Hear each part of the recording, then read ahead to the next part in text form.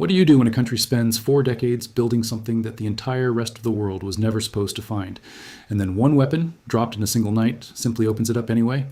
That is exactly the question this story finally answers, and the truthful version is stranger and a lot more unsettling than most people realize.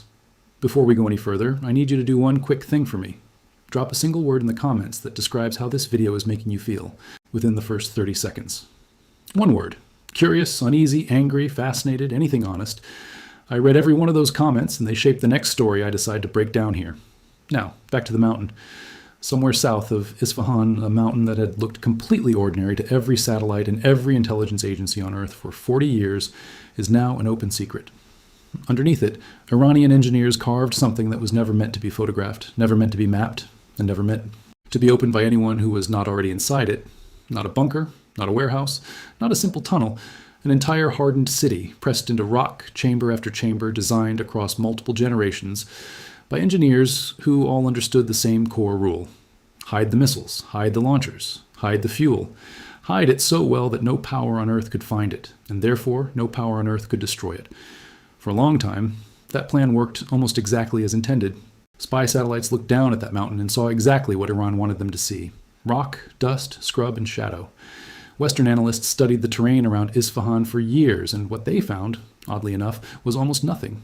No clear entrances, no ventilation signatures, no traffic patterns, no service roads, no anything that stood out.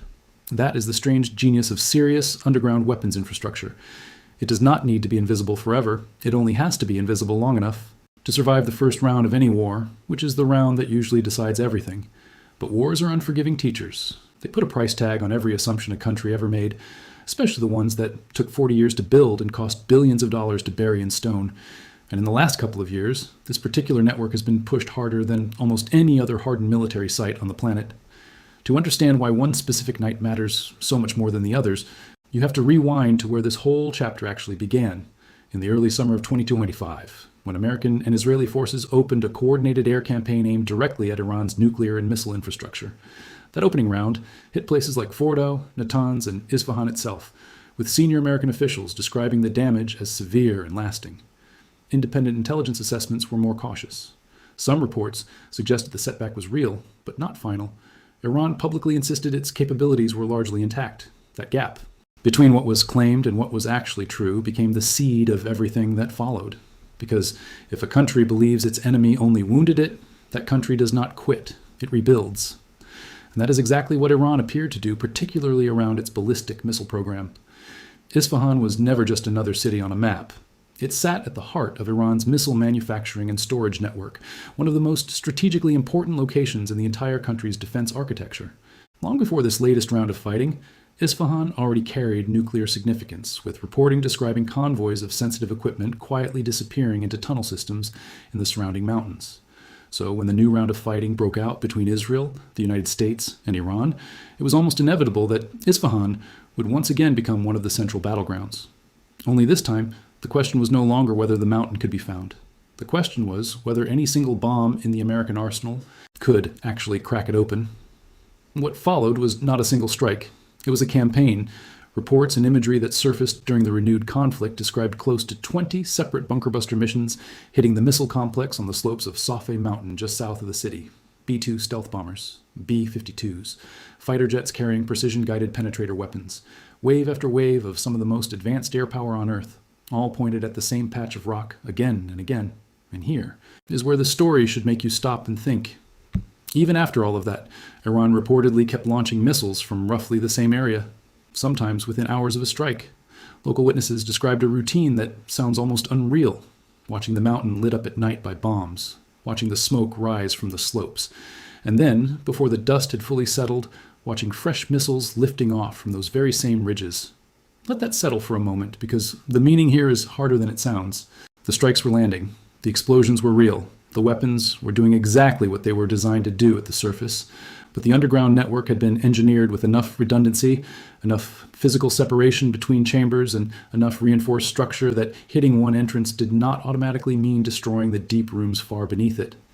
That is the entire logic behind what analysts have started calling Iran's missile city approach, a design philosophy built around one brutal idea. No single strike, and maybe not even 20 of them stacked on top of each other, should be able to disable the whole system in one night. This is where the specific weapon involved in this most recent mission starts to matter a great deal. Reporting from analysts who tracked these weapons closely points to the use of a 5,000-pound class penetrator bomb, sometimes referred to as a heavy bunker buster, built for one job and one job only: punch through solid rock and reinforced concrete, survive the violence of that journey intact, and only detonate once it has reached open space on the other side. Earlier reporting on strikes in the same region has sometimes described smaller 2,000-pound weapons instead, so the exact bomb dropped on every individual sortie has not always been confirmed. But the category of target is not in question. This was an attack aimed at Iran's deepest, most protected missile storage, the very layer no previous strike in the campaign had successfully cracked open. A weapon like this is typically carried by aircraft, like the F-15E Strike Eagle, because fighters like the F-15E offer something heavy. Bombers like the B-2 cannot always match, and that is sheer speed of response. These jets are often already stationed within range of the region. They can be armed and over a target in well under an hour from a launch decision. In a fast-moving conflict, that window can be the difference between hitting a fleeting opportunity and watching it disappear while a bomber flies in from the other side of the world. But speed and firepower only solve one half of the problem. The other half is knowing exactly where to aim. And here is something that almost never makes it into the headlines when people talk about bunker-busting campaigns. Iran did not build just one entrance into this mountain. Multiple access points have reportedly been carved into the surrounding terrain, deliberately blended into the natural shape of the landscape, so that from the air they all look roughly identical. Some of those entrances are believed to lead to active storage chambers, loaded with real hardware. Others appear to exist for a completely different reason: to bait the enemy's most expensive weapons into hitting empty space. Drawing a 5,000-pound bomb toward a decoy chamber is not just a missed opportunity. It is a quiet, steady drain on a stockpile of precision munitions that is not infinite and not cheap to replace. If that picture is accurate, and several independent analysts believe it is part of Iran's defensive playbook, then this entire campaign is not really a story about bombs. It is a story about intelligence, about knowing which door leads somewhere real and which door is bait, about whether the side doing the bombing has enough runway to keep guessing honestly without running out of the very weapons it needs to finish the job. Listen, if you have stuck with me this far, I want to try something different for a moment. Pick one person in your life who trusts whatever the first headline they see tells them. Send this video to them right now with a single line. Something like, "Watch this and tell me what you think afterwards." That is it. You do not have to summarize the story for them. Let the video do the work. Sharing stories like this is the only reason a small channel like this keeps growing, and I genuinely appreciate it. Now, back to what actually happened on the night everything changed. So why did this particular strike, out of nearly 20 against the same general area, suddenly produce something different? Footage that began circulating afterward did not show a single fireball and then fading smoke. It showed a mountain that kept exploding minutes after the original impact had already died down. That tiny detail matters more than almost anything else in this whole story. A normal bomb detonation looks a certain way: one bright flash, one shockwave rolling outward, and then it is over. What witnesses near Isfahan described was completely different. Secondary explosions, one after another, as if something buried deep inside the mountain had caught fire and was burning its way through chamber after chamber on its own. Military analysts have a fairly straightforward explanation for that pattern. It is what happens when a stockpile of real munitions, missile fuel, and oxidizer gets exposed to extreme heat and starts cooking off internally, room by room. In other words, this was not just a mountain taking a hit. This was very possibly an actual missile depot being torn open from the inside, with its own stored weapons joining the destruction. If that assessment holds up, it answers a question that has puzzled defense watchers for months. How can a target be hit nearly 20 times and still keep launching afterward? The most likely answer is that most of those earlier strikes landed on outer layers: entrances, access tunnels, surface infrastructure, blast doors.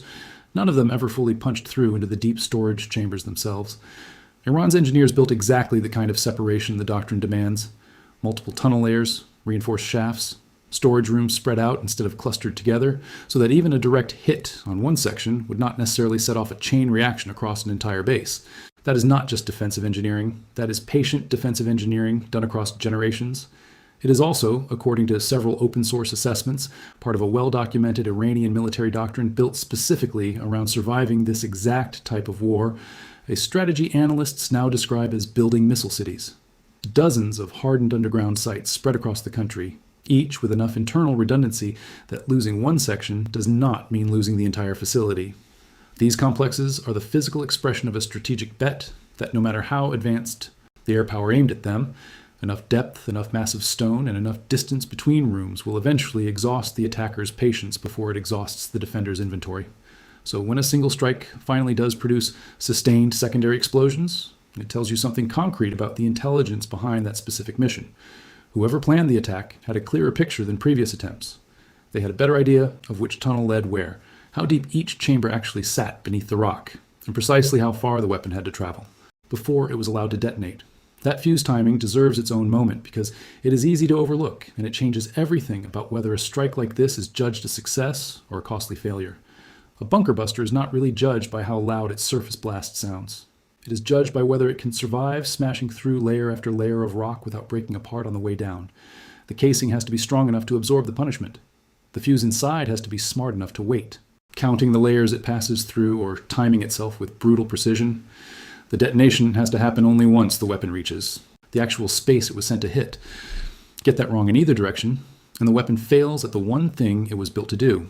Detonate too early against the first thick layer, and the bomb wastes its entire penetrating advantage.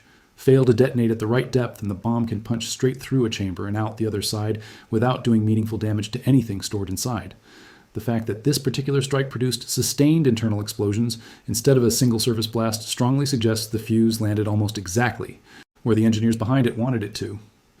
Here is where the story gets uncomfortable, because military pressure and political negotiation were happening at almost the exact same moment, and the timing between them raises more questions than it answers.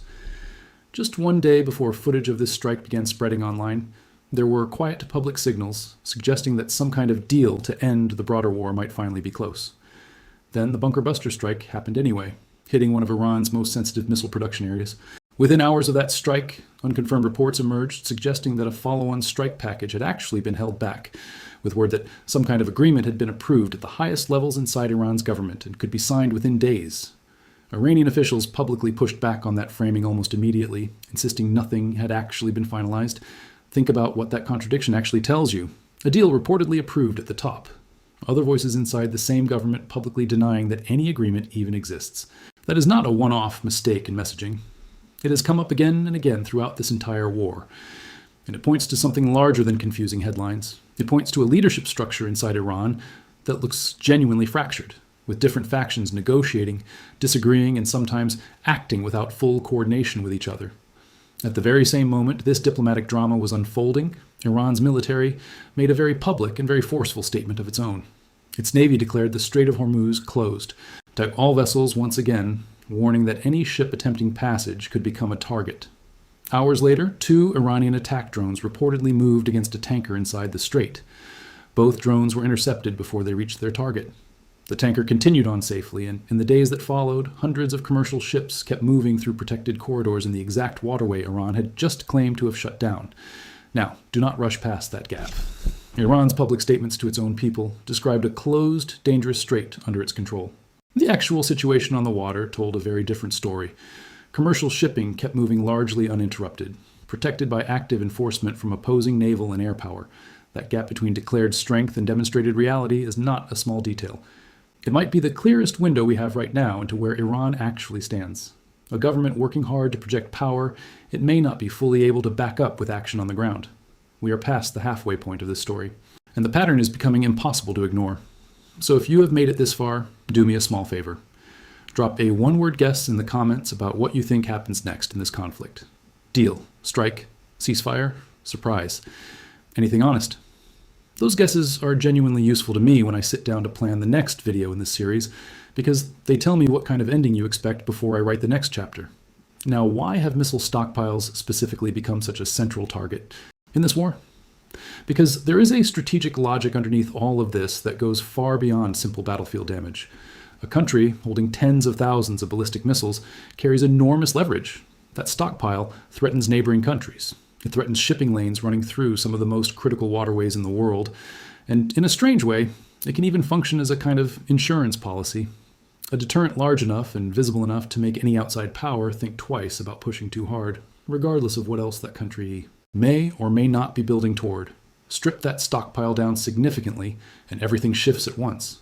Not just the number of missiles a country can physically launch, but its entire negotiating position at the table.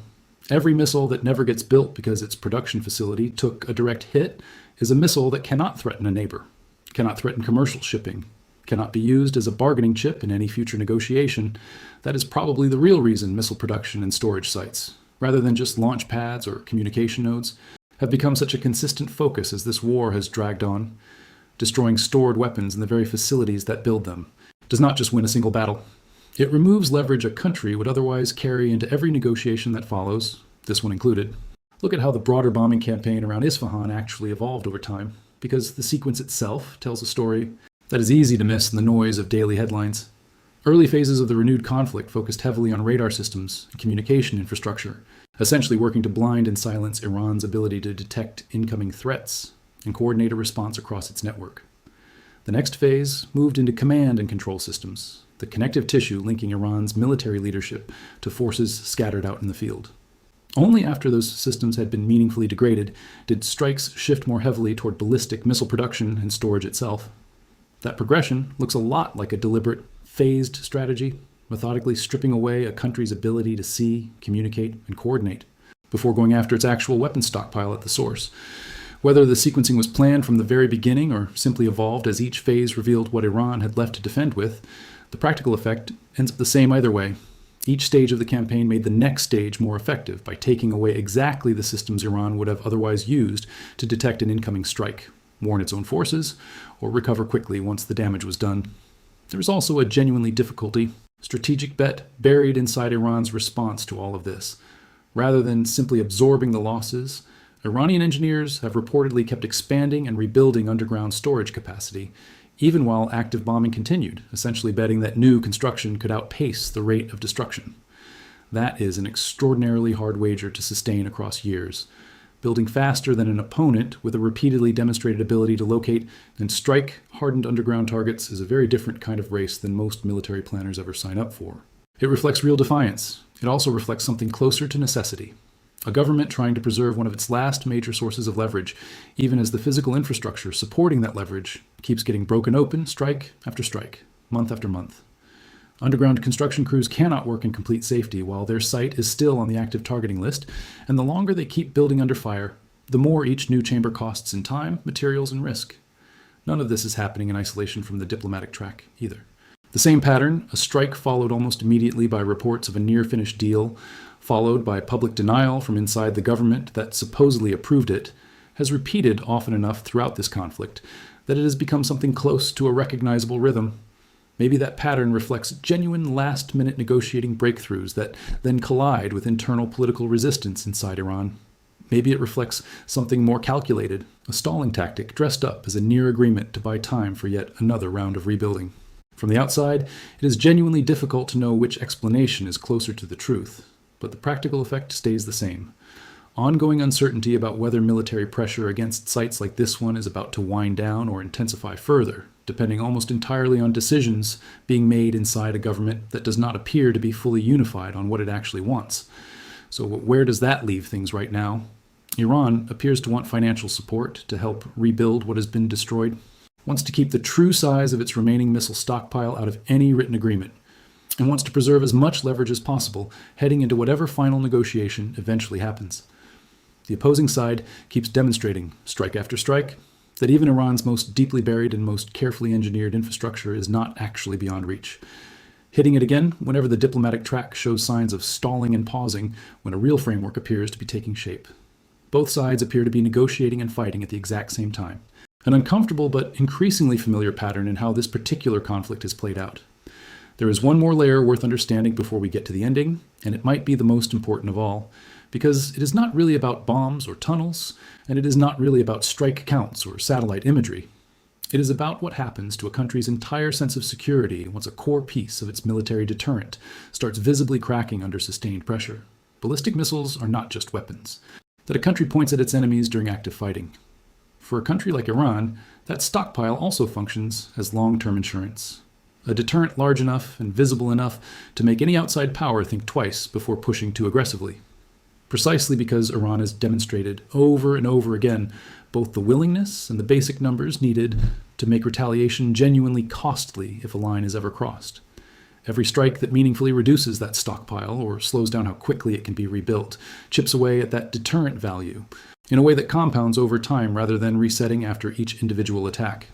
A country holding many thousands of ballistic missiles can absorb the loss of a few hundred in a failed strike and still project real strength to the rest of the world. But the country whose production base keeps taking damage faster than it can realistically rebuild eventually reaches a very different kind of moment.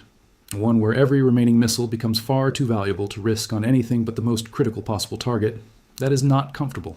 It narrows options, it tightens decision-making, and it makes the cost of any future miscalculation go up sharply. Whether Iran has actually reached that turning point has not been publicly confirmed, but the sustained pace of strikes against exactly this kind of infrastructure strongly suggests that American and allied military planners believe pushing Iran toward that point is both achievable and worth the very real cost involved in expending some of the most advanced and expensive precision weapons in the world to get there.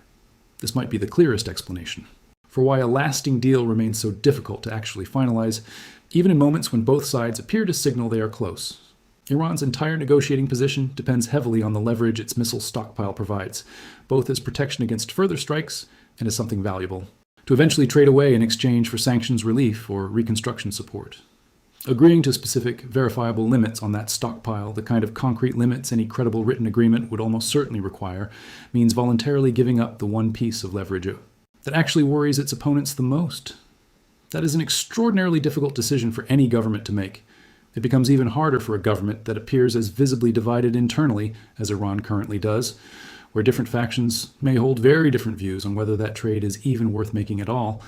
And that brings us to the ending, which I want to stay with you for a moment, because it is harder than most people expect. This strike outside Isfahan was not just another entry on a long list of bombing runs against the same general area. It was a rare moment where the underground defenses Iran spent 40 years perfecting appeared to genuinely fail, at least in one specific location, at least for one specific night. A mountain built to hide missiles from the entire world instead lit up from the inside and kept exploding for minutes after the weapon that started it all was already gone. That image alone tells you almost everything you need to know about where this conflict actually stands. Not a war that is close to over. Not a war that is nowhere near resolution either. Something in between, messier, uncertain. A government in Iran that says one thing to its own people and appears to mean something else internally. A military campaign that keeps landing real, measurable blows against targets built specifically to survive them, and a diplomatic track that keeps almost reaching the finish line only to pull back again. What happens next depends on questions nobody outside a very small circle of decision makers can answer with any real certainty. Does Iran's leadership actually reach internal agreement on the deal reportedly approved at the top? Or do the fractures inside that leadership structure quietly close it down the way earlier frameworks have collapsed before? Does the military pressure campaign against sites like this one keep building towards some kind of decisive breaking point? Or does a genuine ceasefire finally take hold before that point is ever reached? The honest answer right now is that nobody outside the room knows. What we do know is this: a mountain that took 4 decades to build, layer by layer, specifically to remain hidden and untouchable, was cracked open in a single night. And whatever comes next in this war, that fact is not going to be easy for either side to forget. If this story kept you here until the very end, that tells me something worth saying out loud. You do not have to share this. You do not have to comment. You do not have to do anything at all. You just have to decide that stories like this one are worth understanding clearly without the noise and worth coming back for. Subscribe if that is the kind of channel you want in your feed. I will see you in the very next one.